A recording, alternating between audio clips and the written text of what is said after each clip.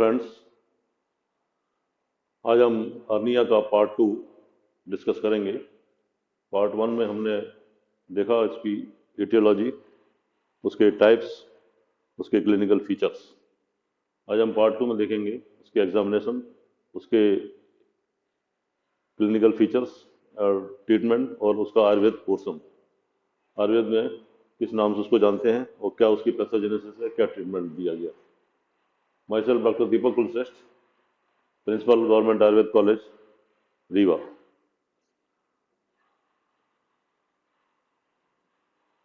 जो हमने उसके टाइप्स देखे थे,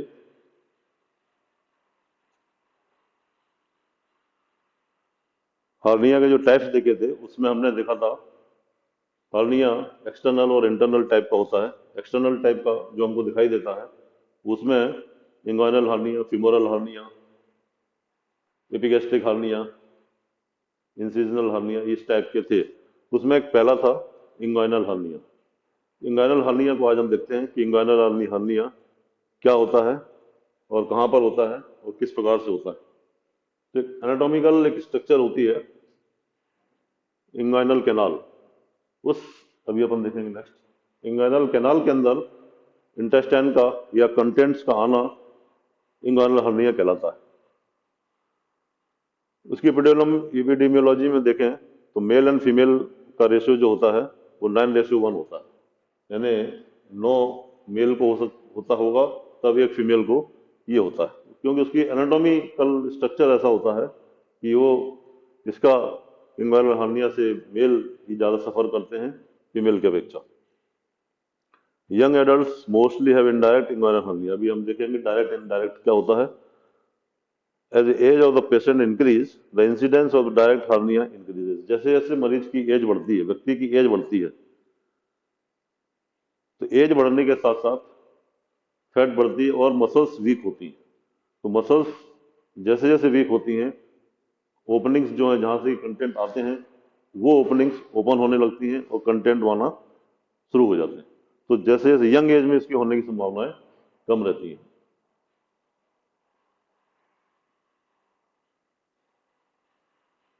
रिस्क फैक्टर हम देखें,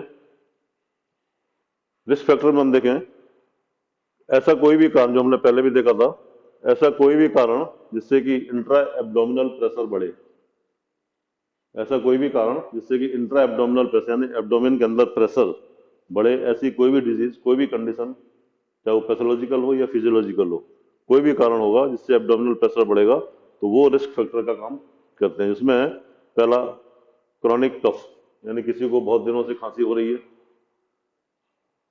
तो लगातार खांसने से पेशेंट में एब्डोमेन, जैसे हम खुद भी देखें जब खांसते हैं तो एब्डोमिनल प्रेशर बढ़ता है, तो लगातार वो प्रेशर जब बढ़ता है तो जो नेचुरल ओपनिंग्स बनी हुई हैं वो वीक पार्ट जो होते हैं एब्डोमिन के, उन वीक पार्ट से इंटेस्टाइन या कंटेंट्स बाहर निकलने की कोशिश करते हैं।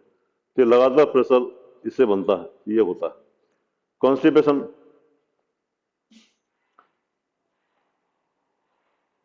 सीवियर कॉन्स्टिपेशन, जिसमें कि स्टूल जो है बहुत ज्यादा हार्ड होता है, तो उस हार्ड स्टूल को पास करने के लिए व्यक्ति प्रेशर लगाता है।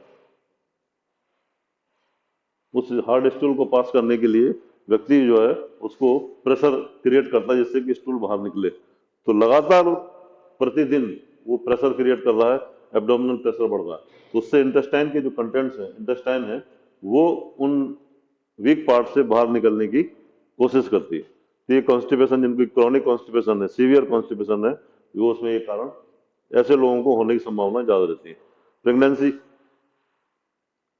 प्रेगनेंसी के केसेस में भी प्रेशर बढ़ता है।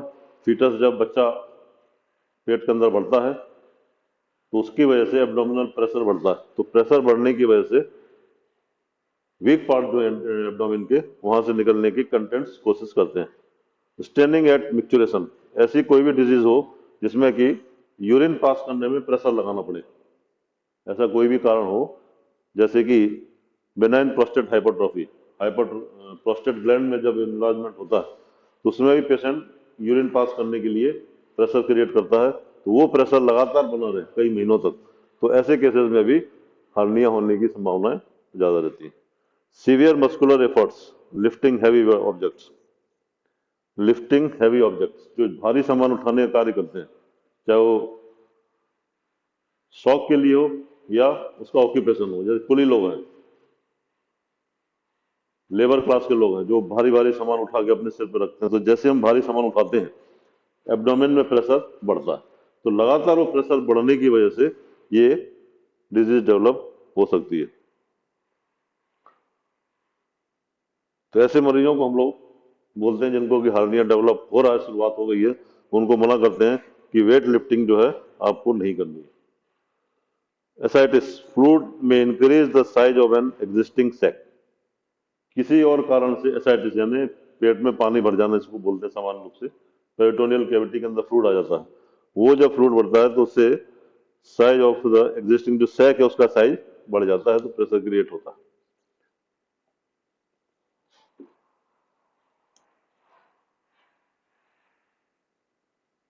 इंग्वाइनल हर्निया, अब इसमें जो इंग्वाइनल कैनाल होती है, ये इंग्वाइनल कैनाल की पोजीशन एक्चुअल में कहां पर होती है हम देखते हैं। ये एब्डोमेन का जो जेनाइटल पार्ट्स, उस जेनाइटल पार्ट्स के दोनों साइड में ये पोजीशन होती है इसकी। जैसे इसको हम देखें, ये है एब्डोमेन,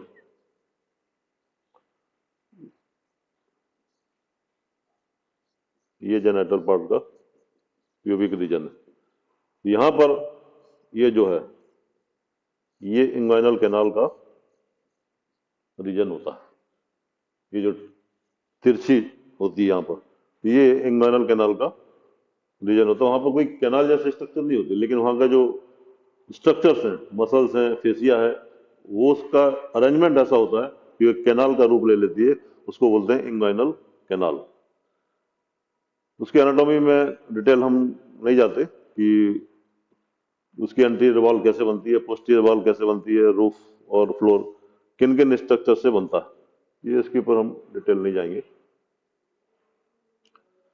इंग्वाइनल कैनाल जो बन रही है, उस कैनाल से क्या क्या स्ट्रक्चर पास होते हैं। तो मेल पेशेंट यदि है, मेल है, तो उस मेल के अंदर जो स्ट्रक्चर्स उस कैनाल से पास होते हैं समान रूप से, वो है वास डिफरेंस, टेस्टिकुलर आर्टरी, जो टेस्टिस होते हैं नीचे, उस टेस्टिकुलर आर्टरी,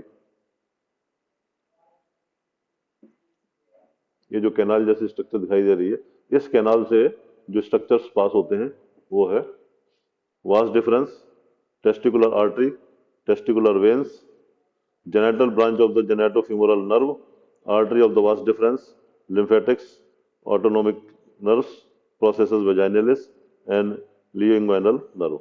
ये स्ट्रक्चर्स मेल के अंदर पास होते हैं। वही यदि फीमेल है तो ये स्ट्रक्चर्स इसमें डिफर हो जाएंगे। वास डिफरेंस, टेस्टिकुलर, ये चीजें नहीं रह के यूटेरस से संबंधित स्ट्रक्चर्स वहां से पास होते हैं। उसमें है round ligament of the uterus, genital branch of the genitofemoral nerve, lymphatics and sympathetic plexus। ये स्ट्रक्चर्स वहां पर पास होते हैं। इंग्वाइनल हर्निया के साइन एंड सिम्टम हम देखें तो क्या क्या दिखाई देते हैं। bulge the enlarge when the stand or stain but often asymptomatic। जब व्यक्ति खड़ा होता है, ये इस प्रकार की कंप्लेंट पेशेंट करते हैं कि जब वो सो के उठता है और खड़ा होता है, अपने रूटीन वर्क शुरू करता है, तो उस जगह पर bulge the enlarges when stand और स्टेन। आपको मैंने बताया ये जो पोजीशन होती है व्यक्ति की, ये हमारा ये, तो जो स्वेलिंग आती है, बल्ज कहां पर आएगी? स्वेलिंग यहां पर आती है, इस जगह पर स्वेलिंग आती है। राइट्स में भी आ सकती है, लेफ्ट में भी आ सकती है। तो जब व्यक्ति खड़ा होता है, सो के उठता है, तब ये पैर हैं, यहां पर स्वेलिंग आती है। रात को जैसे बिस्तर पर जाता है, वो स्वेलिंग सबसाइड हो जाती है। इन जनरल डायट, मतलब इसमें कोई स्वेलिंग आती जरूर है, लेकिन उससे कोई तकलीफ नहीं होती, तो उसको बोलते हैं एसिम्प्टोमेटिक। उसके कारण कोई पेशेंट को तकलीफ नहीं होती, इसलिए कई बार पेशेंट उसकी तरफ ध्यान भी नहीं देता। जब वो कई समय तक वो कंप्लेंट बनी जाती है तब पेशेंट की ध्यान ध्यान जाता है, तब वो फिजिशियन या डॉक्टर के पास जाता है। In general direct hernias produced fewer symptoms than indirect hernias and are less likely to complicate। अब डायरेक्ट और इनडायरेक्ट हम अभी देखेंगे क्या होता है। तो डायरेक्ट हर्निया में कुछ सिम्टम दिखाई देते हैं देन इनडायरेक्ट हर्निया की अपेक्षा। एग्जामिनेशन हम करें तो क्या क्या चीजें हमको एग्जामिन करना है, क्या समझ में आता है कि पेशेंट ने तो कंप्लेन कर दी और स्वेलिंग हो सकता है कि हार्निया की वजह से हो सकती है या किसी दूसरी डिजीज की वजह से भी हो सकती है, तो उसको फाइंड आउट करना है। फाइंड आउट करने के लिए पेल्पेट डिफेक्ट और स्वेलिंग में भी प्रेजेंट, पेल्पेबल डिफेक्ट और स्वेलिंग में भी प्रेजेंट, मतलब आपको पेल्पेट करना है, उस स्वेलिंग को छू के देखना है। पेल्पेट होगी वो। Indirect hernia usually bulges at inguinal internal inguinal ring और डायरेक्ट हर्निया में usually bulges at external inguinal ring. तो इसमें हम देखें तो ये दो रिंग होती है, जैसे ये इंग्वाइनल कैनाल है तो एक रिंग यहाँ पर होती है जेनिटल पार्ट के पास और दूसरी रिंग ये होती है, ये इंटरनल रिंग कहलाती है, इंटरनल रिंग, और ये एक्सटर्नल रिंग या डीप रिंग इसी को बोलते हैं और इसको बोलते हैं सुपरफिशियल। तो इसकी जो स्वेलिंग होती है इनडायरेक्ट हर्निया की स्वेलिंग जो होगी वो इंटरनल इंग्वाइनल रिंग पे होगी, यहाँ पर आती है, यानी उसका जो ये जो पूरा पोर्शन है तो इसके यहाँ पर स्वेलिंग आती है। और डायरेक्ट हर्निया में usually bulges at external inguinal ring, जो डायरेक्ट हर्निया होगा उसकी स्वेलिंग यहाँ पर रहेगी उस कैनाल के अपर साइड में, कैनाल के लोअर साइड में है तो इनडायरेक्ट, कैनाल के अपर साइड में है तो डायरेक्ट हर्निया होता है।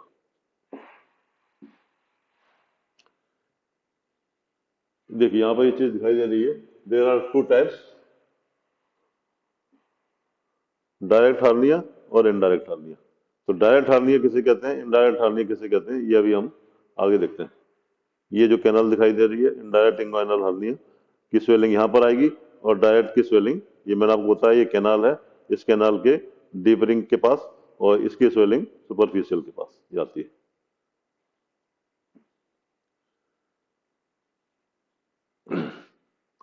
Differences between direct and indirect hernia, दोनों में क्या अंतर है ये हम अभी देखते हैं। ओरिजिन एंड कोर्स, कहां से शुरुआत होती है इसकी, तो डायरेक्ट हार्निया जो है develops in the area of the Hasselbeck's triangle. The origin is medially to the inferior epigastric vessels. और indirect hernia develops at the internal ring. Direct hernia जो है उस कैनाल के अंदर से नहीं आता, डायरेक्ट hernia जो आएगा वहां पर एक स्ट्रक्चर फॉर्म होती है, इसको बोलते हैं हैसलबैक्स ट्राइंगल। उस हैसलबैक्स ट्राइंगल से कंटेंट बाहर निकलते हैं और इनडायरेक्ट हर्निया में उस कैनाल के अंदर से आएंगे और इंटरनल रिंग में से आपको इंटरनल रिंग में आपको उसकी स्वेलिंग दिखाई देती है।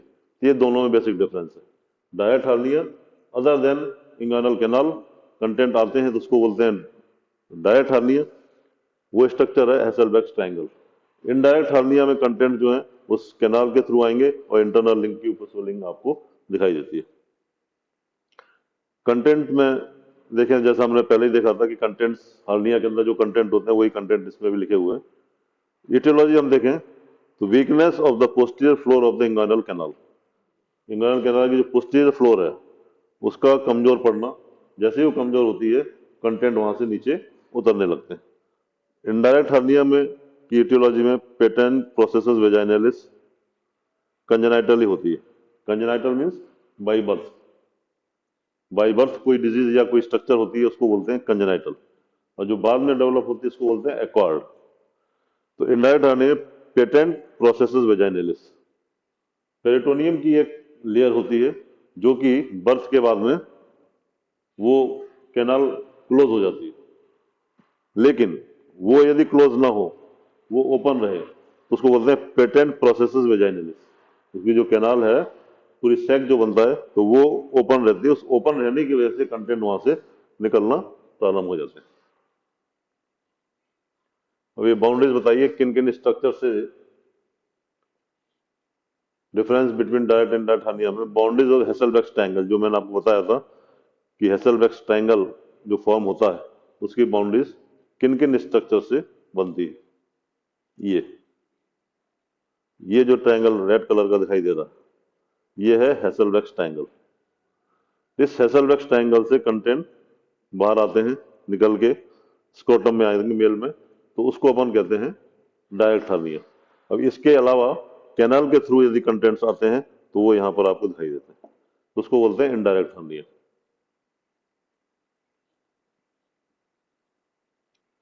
इंग्वायनल hernia, both types direct and indirect hernia may occur at the same time and spread the inferior epigastric artery। दोनों चीजें वो एक साथ भी हो सकती हैं। ये जेनेटल पार्ट दिखाई दे रहा है, ये जो स्वेलिंग है ये दिखाई दे रही है। This is called the pantaloon hernia. ये आपको ये स्वेलिंग दिखाई दे रही है, ये है। कॉम्प्लिकेशंस देखें इसमें क्या कॉम्प्लिकेशंस दिखाई दे सकते हैं। तो इसमें कॉम्प्लिकेशंस जो क्रॉनिक हो जाने के बाद में दिखाई देते हैं, यानी काफी समय से उस पेशेंट को कंप्लेंट हो रही है, तो उसमें इरिड्यूसिबिलिटी होती है। मतलब वो कंटेंट जो टाइप्स हमने देखे थे कि वो उस स्वेलिंग को दबाने से स्वेलिंग रिड्यूस हो जाती है, कंटेंट अंदर चले जाते हैं एब्डोमेन में, तो वो खत्म होके इरिड्यूसिबिलिटी डेवलप हो सकती है, हो जाती है। यानी फिर आप कितनी भी स्वेलिंग को दबाएंगे वो स्वेलिंग रिड्यूस नहीं होगी, कंटेंट एब्डोमेन में अंदर नहीं जाएंगे, क्योंकि उसमें एडिशंस डेवलप हो जाते हैं और भी दूसरे कई कॉम्प्लिकेशन डेवलप होते हैं। But without sign of the obstruction और स्ट्रेंगुलेशन, मतलब उसमें स्ट्रेंगुलेशन ऑब्स्ट्रक्शन के साइन नहीं होंगे लेकिन इरिड्यूसिबिलिटी डेवलप हो जाएगी। स्मॉल बाउल ऑब्स्ट्रक्शन यानी छोटी आंतों में रुकावट पैदा होना, स्मॉल बाउल ऑब्स्ट्रक्शन डेवलप हो सकता है। यूजुअली अर्जेंट सर्जरी, इस ऐसे केसेस में इमरजेंसी ऑपरेशन की सलाह दी जाती है कि इसको जल्दी से ऑपरेट करके उस स्ट्रेंगुलेशन या ऑब्स्ट्रक्शन को रिमूव करें, अन्यथा उससे इंटेस्टाइन में गैंग्रीन डेवलप होकर वो बस्ट हो सकती है। क्रॉनिक हो जाने पर स्ट्रेंगुलेशन है, जो मैंने आपको बताया कि उसमें आंतों के लूप में ऐंठन आ जाती है, उसको बोलते हैं स्ट्रेंगुलेशन। इसमें अभी सर्जिकल इमरजेंसी होती है कि उसको तुरंत ऑपरेशन कर कर उसको हटाने की सलाह दी जाती है। आज हम इसको इतना ही रखते हैं। नेक्स्ट एपिसोड में हम देखेंगे इसका मैनेजमेंट, इसका ट्रीटमेंट, सर्जिकल ट्रीटमेंट और आयुर्वेदिक ट्रीटमेंट, इसका हम क्या कर सकते हैं। अभी तक यदि मेरा चैनल सब्सक्राइब नहीं किया हो तो प्लीज़ चैनल सब्सक्राइब करें, जिससे कि आपको आने वाले वीडियोस के नोटिफिकेशन समय से प्राप्त हो सके। थैंक यू वेरी मच, धन्यवाद।